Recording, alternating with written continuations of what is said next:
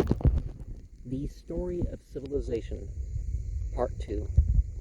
The Life of Greece, being a history of Greek civilization, from the beginnings and of civilization in the Near East, from the death of Alexander to the Roman conquest, an introduction on the prehistoric culture of Crete by Durant.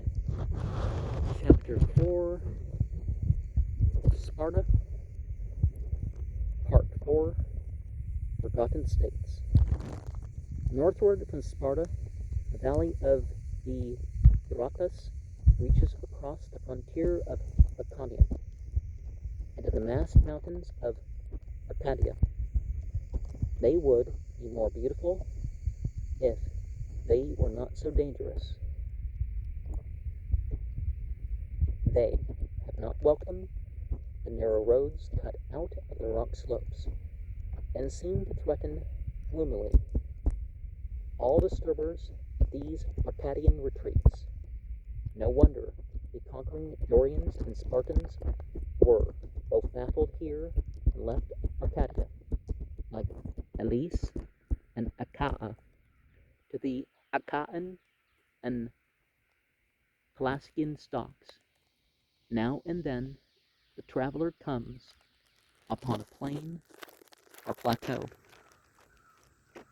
and finds flourishing new towns like Tripolis, or the remains of ancient cities like Archomenos, Megalopolis, Tegea, Mantinea, or Epaminondas won both victory and death.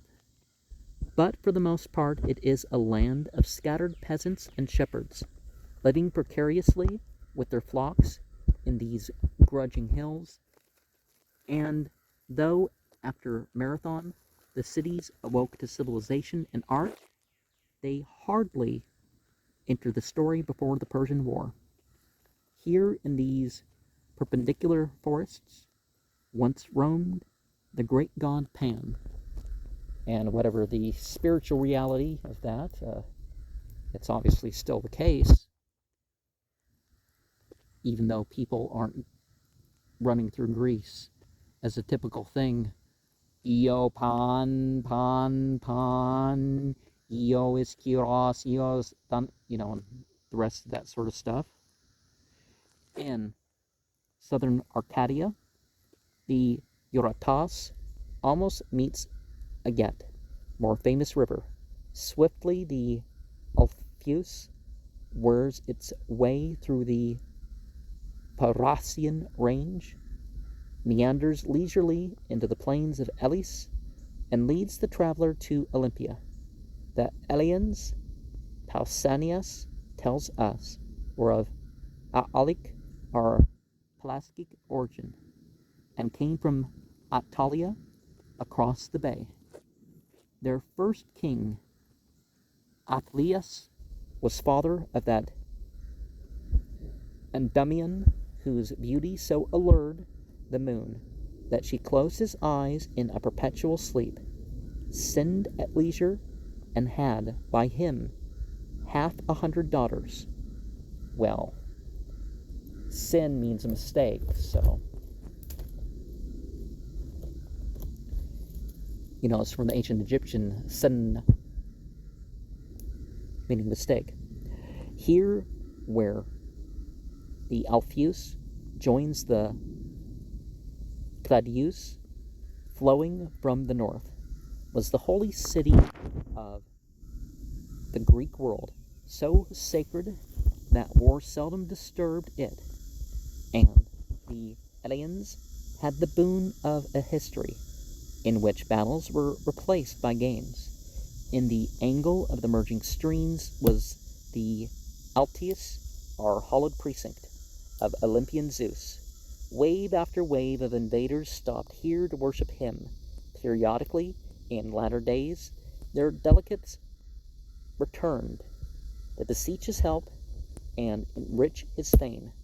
From generation to generation, the temples of Zeus and Hera grew in wealth and renown, until the greatest architects and sculptors of Greece were brought together after the triumph over Persia to restore and adorn them in lavish gratitude The shrine of Hera went back to 1000 BCE. Its ruins are the oldest temple remains in Greece. Well, now they've found stuff going back 9,000 years, but Greek culture properly, perhaps.